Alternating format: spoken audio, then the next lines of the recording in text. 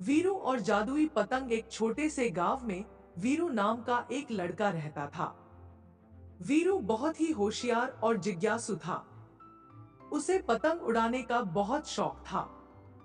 हर साल बसंत पंचमी के मेले में वह सबसे बड़ी और सुंदर पतंग बनाने की कोशिश करता। लेकिन उसका सपना था कि एक दिन उसकी पतंग पूरे गांव की सबसे ऊंचाई तक पहुंचे। एक दिन वीरू जंगल में लकड़ियां इकट्ठा करने गया। वहां उसे एक बूढ़ा साधु मिला जो एक पेड़ के नीचे ध्यानमग्न बैठा था। साधु ने वीरू को पास बुलाया और कहा, बेटा, मैंने तुम्हें कई बार पतंग उड़ाते देखा है। तुम्हारा जुनून और मेहनत देखकर मुझे खुशी होती है। वीरू ने मुस्कुराते हुए कहा, हाँ बाबा, लेकिन मेरी पतंग कभी सबसे ऊंचाई तक नहीं पहुंच पाती। साधु ने अपने झोले से एक चमकती हुई पतंग निकाली और वीरू को दी। उन्होंने कहा, यह जादुई पतंग है, लेकिन इसे उड़ाने के लिए तुम्हें अपनी अच्छाई और साहस दिखाना होगा।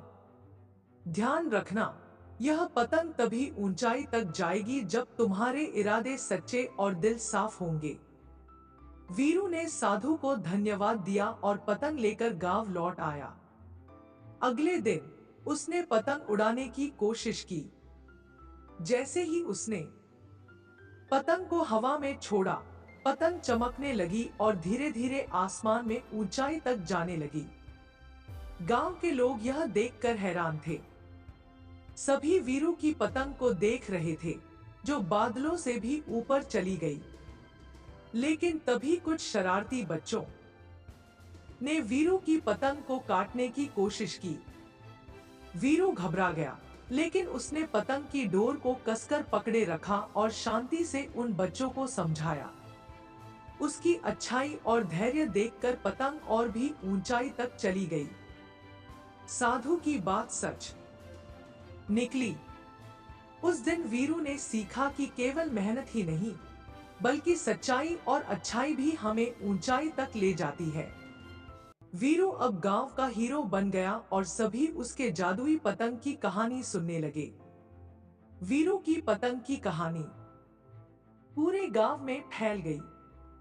बच्चे, बूढ़े और जवान सभी उस जादुई पतंग के बारे में जानना चाहते थे।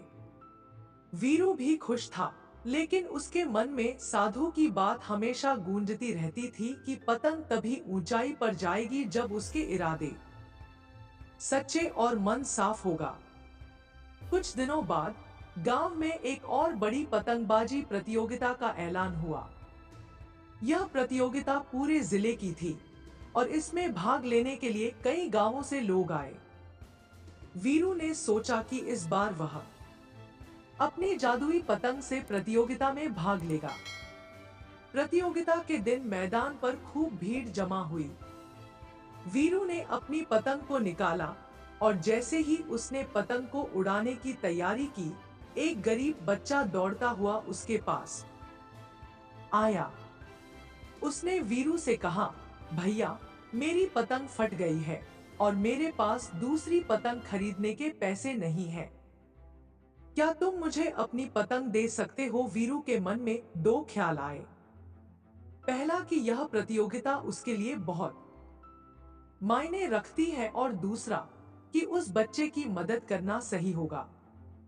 उसने कुछ पल सोचा और फिर मुस्कुराते हुए अपनी जादुई पतंग उस बच्चे को दे दी। बच्चा बहुत खुश हुआ और वीरू को धन्यवाद देते हुए पतंग उड़ाने लगा। जब बच्चे ने पतंग उड़ाई तो पतंग ने एक बार फिर चमकना शुरू कर दिया। पतंग आसमान में इतनी ऊंचाई पर पहुंच गई कि सभी लोग हैरान रह गए। प्रतियोगिता खत्म होने के बाद आयोजकों ने उस बच्चे को विजेता घोषित किया। बच्चे ने कहा, यह जीत मेरी नहीं, वीरू भैया की है। उन्होंने मुझे अपनी जादुई पतंग दी और मुझ पर भरोसा किया। सभी लोग वीरू की तारीफ करने लगे। आयोजकों ने वीरू को भी सम्मानित किया और कहा, तुमने अपनी अच्छाई और निस्वार्थता से साबित कर दिया कि असली जीत दिल की होती है। साधु भी वहां मौजूद थे। उन्होंने वीरू को देखा और कहा, बेटा, तुम्हारी सच्चाई और भलाई ने तुम्हें सबसे बड़ा इनाम दिया है, लोगों का प्यार और सम्मान। यही जादुई पतंग का असली रहस्य था। उस दिन से वीरू ने सीखा कि जादू सिर्फ चीजों में नहीं, हमारे अच्छे कर्मों और निस्वार्थता में होता है। वीरू का नाम अब पूरे जिले में लिया जाने लगा और वह बच्चों के लिए एक मिसाल बन गया। अंत में वीरू ने समझ लिया कि ऊंचाई सिर्फ पतंग की नहीं, बल्कि हमारे चरित्र की होती है। वीरू की अच्छाई और समझदारी से गांव वाले बहुत प्रभावित हुए। लेकिन वीरू की कहानी यहीं खत्म नहीं हुई। जादुई पतंग ने उसके जीवन में एक नई शुरुआत कर दी थी। एक नई चुनौती। कुछ महीनों बाद गांव में एक संकट आया। नदी का पानी तेजी से बढ़ने लगा और गांव में बाढ़ का खतरा मंडराने लगा। गांव के लोग डर गए और समझ नहीं पा रहे थे कि क्या करें। वीरू ने सोचा कि शायद उसकी जादुई पतंग इस स्थिति में मदद कर सकती है। उसने पतंग को निकाला और उसे आसमान में उड़ाया। पतंग चमकने लगी और जैसे जैसे ऊंचाई पर गई, उसकी डोर खींचकर नदी की तरफ इशारा करने लगी। वीरू को लगा कि पतंग उसे रास्ता दिखा रही है। उसने गांव वालों से कहा, पतंग हमें सुरक्षित स्थान की ओर ले जा रही है, हमें इसका अनुसरण करना चाहिए। गांव के लोगों ने वीरू पर भरोसा किया और पतंग का पीछा किया। पतंग ने उन्हें एक ऊंचे टीले तक पहुंचाया, जहां बाढ़ का पानी नहीं पहुंच सकता था। गांव के सभी लोग सुरक्षित थे। वीरू की समझदारी और पतंग की रहस्यमयी शक्ति ने एक बार फिर सभी को बचा लिया। कुछ दिनों बाद वही बूढ़ा साधु फिर से वीरू के पास आया। उन्होंने कहा, बेटा, अब वक्त आ गया है कि मैं तुम्हें एक और रहस्य बताऊं। यह पतंग तुम्हारे अंदर की अच्छाई और साहस का प्रतीक है। यह जादुई नहीं है, यह तुम्हारे अच्छे कर्मों की ताकत है जिसने इसे खास बनाया। वीरू हैरान था। उसने साधु से पूछा, तो क्या अब यह पतंग काम नहीं करेगी? साधु ने मुस्कुराते हुए कहा, पतंग अब भी काम करेगी, लेकिन इसके जादू का असली स्रोत तुम्हारा दिल है। जब तक तुम सच्चाई, साहस और दूसरों की मदद करने की भावना रखोगे, यह पतंग तुम्हारा साथ देगी।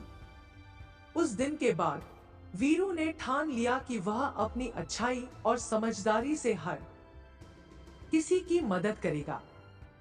वह सिर्फ पतंगबाजी तक सीमित नहीं रहा, बल्कि गांव के बच्चों को शिक्षा देने, खेतों में नई तकनीकों को लाने और गांव को एक बेहतर जगह बनाने के लिए मेहनत करने लगा।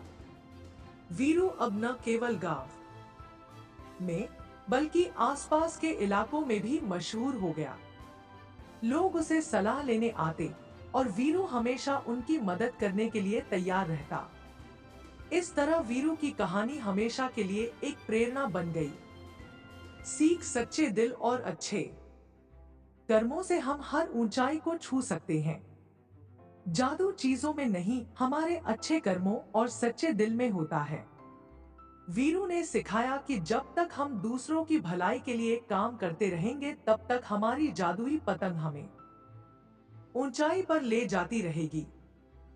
दोस्तों, आपको ये कहानी कैसी लगी? कमेंट में हमें जरूर बताएं। मुझे आशा है कि आपको इस कहानी से बहुत सीख मिली होगी। तो चलिए मिलते हैं अगले वीडियो में, तब तक के लिए जय हिंद।